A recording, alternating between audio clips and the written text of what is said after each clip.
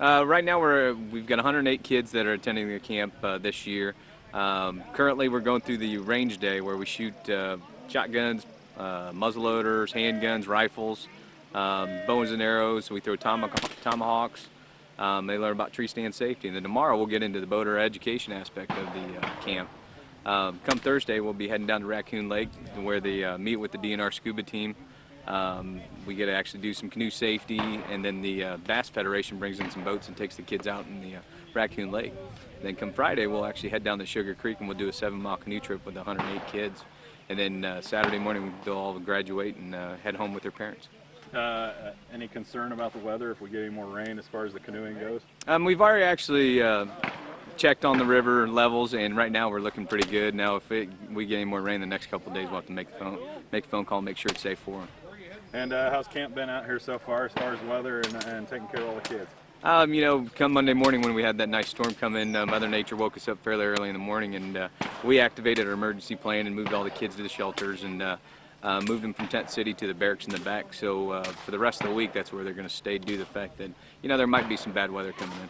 And that's part of the learning experience for them. You know, and some of these kids will go home and some of their fondest memories will be, you know, part of the storms. You know, what they had to do and run and, you know, stay in the barracks or something like that. So, you know, a lot of it's shooting and stuff like that. But the storms, actually, we still hear memories from a couple years ago from a lot of the storms. And what age are these kids? How can you sign up next year? And what kind of kid are you looking for? We're looking for any kind of kid. They have to actually be graduating the 5th or 6th grade. And you can find the application online at our website, the icoo.com website.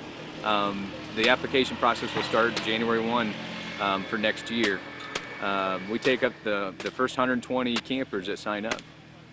And what are these kids getting out of this experience? You're not recruiting the next generation of conservation officer, if it so happens, bonus for you guys, but you're just trying to teach them a skill set that they may not be learning elsewhere. Yeah, we here at the camp we teach them the hunter education and we go into the boater education. Then we really strive to teach them about respecting the natural resources. You know, whether it's the grass, the trees, or the water, we teach them a lot throughout the whole week to respect either the natural resources or even people in general. It's not run like a full boot camp, but we do paramilitary to where it's, you know, yes sir, no ma'am, stuff like that. So.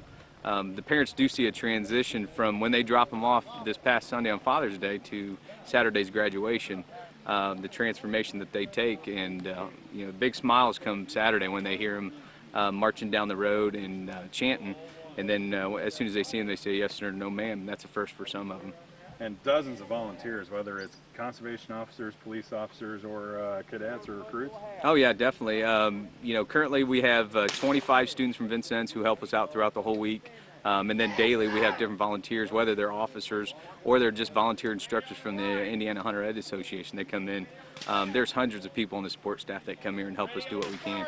There's no way that just the staff that I have, we could do this. So it's the volunteers and everybody that comes in to help us make this happen. One thing I've noticed this year, it looks like there's a lot more girls this year. There has been an increase in the female campers, and the reason is, you know, maybe they're trying to get to become, you know, more outdoors. It's just not a male thing anymore. I've seen it even during patrol, you know, females are hunting, fishing more. So hopefully this is a good start to the next generation. And anything else you want to add about this? It seems like you guys have just as much fun as the kids do. It is. It's a long week, but you know, it's a week that we all, as officers and the staff, you know, we look at it and you know, we bring our families out here, and they're part of the camp too, and the camp staff. It is a long week, but it's well worth it. And we see it at the end, and you know, it's making dividends in the long run because we now have camp staff that was at the first camp.